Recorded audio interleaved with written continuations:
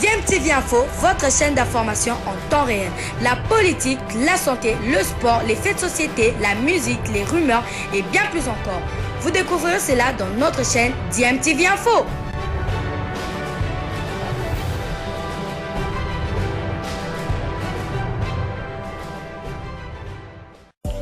Vous êtes sur DMTV, bonjour ou bonsoir, tout dépend de l'heure à laquelle vous nous suivez. Tout plaisir est pour nous de vous retrouver, mais surtout de savoir que vous êtes nombreux en train de suivre votre chaîne YouTube DMTV. DMTV qui vous propose l'actualité, vous propose également des analyses et des réflexions sur des sujets d'actualité, sur des faits sociaux, tout simplement sur des réalités que nous observons ici chez nous en République démocratique du Congo.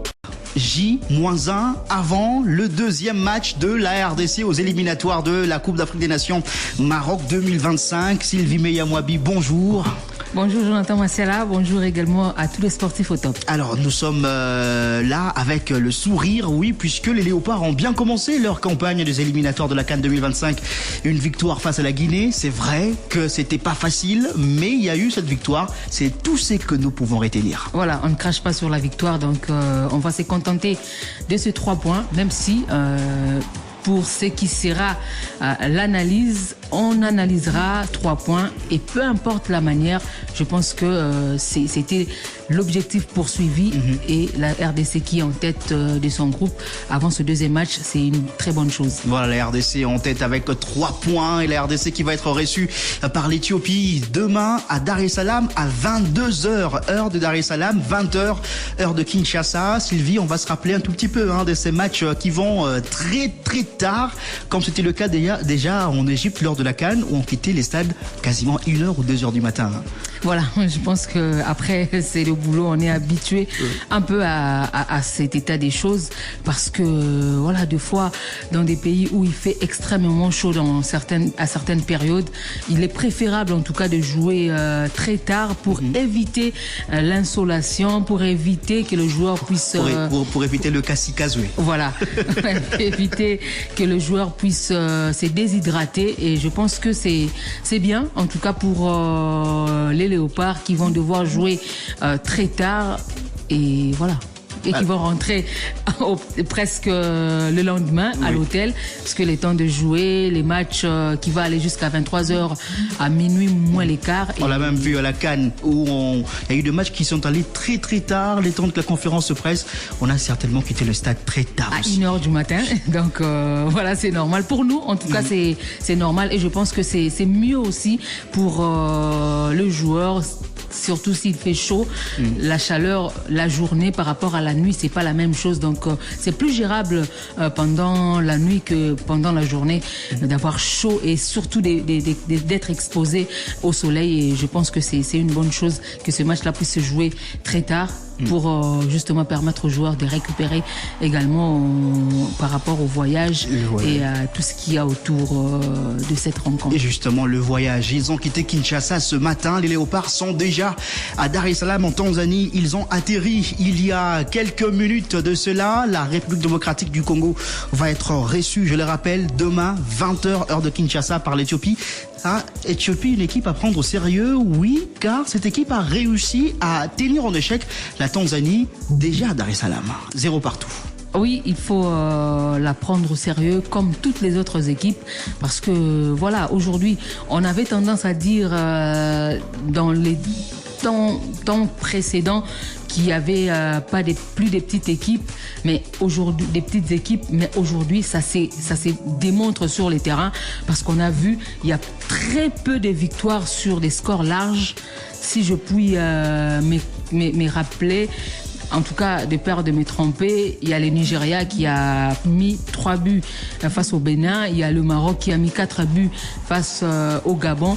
Donc, c'est plus difficile de faire face à ce genre d'adversaires que de faire face aux adversaires déjà connus. Voilà, et la RDC qui doit donc se méfier de l'Éthiopie. C'est vrai que le match va se jouer à l'extérieur, mais ramener un point de l'extérieur, au moins un point de l'extérieur, c'est toujours important dans ces genres de compétitions, dans ces genres d'éliminatoires, ou encore dans ces genres d'éliminatoires pour surtout cette Coupe d'Afrique des Nations, le Congolais qui commence déjà bien.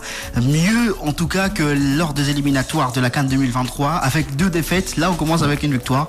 On peut souffler et voir l'avenir tranquille. tranquillement. Et on va aussi faire le point sur tous les matchs joués pour qui concernent la première journée de ces éliminatoires de la Coupe d'Afrique des Nations 2025. Il y a eu des surprises, notamment la défaite du Ghana à domicile, 1-0, une défaite qui a causé la colère du public ghanéen. Ce public qui a saccagé l'unique stade homologué par la CAF au Ghana. On fait des choses qu'on regrette peut-être après, puisque s'il n'y a pas de travaux qui sont effectués, le Ghana devra aller jouer en dehors de son territoire. Surtout que les prochaines journées, c'est déjà au mois d'octobre prochain, donc les éliminatoires qui ne vont durer que 3 mois. Les 6 matchs vont se jouer dans cette fourchette de 3 mois, et si on ne fait pas des travaux d'ici sûrement la fin du mois de septembre, ça va être difficile pour le Ghana d'abriter les prochaines rencontres de Black Star, ou plutôt pour le Ghana en tant que territoire, d'abriter les prochaines rencontres de Black Star. Ils seront, comme vous l'avez dit, obligés d'aller jouer à l'extérieur, peut-être en Côte d'Ivoire voisine, mais bon, c'est toujours mieux de jouer chez soi. Déjà, bon, je ne sais pas pourquoi les publics de fois ne supportent pas de perdre à domicile, alors que ils allaient être contents si le Ghana allait gagner à l'extérieur. Mais pourquoi ne pas non plus se dépassionner et accepter que l'on puisse aussi perdre à domicile, parce que ça peut arriver. On peut perdre à domicile et aller gagner à l'extérieur. On a vu dernièrement avec l'Algérie et justement cette équipe de la Guinée. Oui. Qui avait battu l'Algérie à domicile. Et le Cameroun également. Qui est allé perdre juste après, et l'Algérie qui avait perdu à domicile et qui est allé gagner à l'extérieur. Donc ça peut arriver, ce sont des choses qui arrivent. Il faudrait en tout cas un civisme,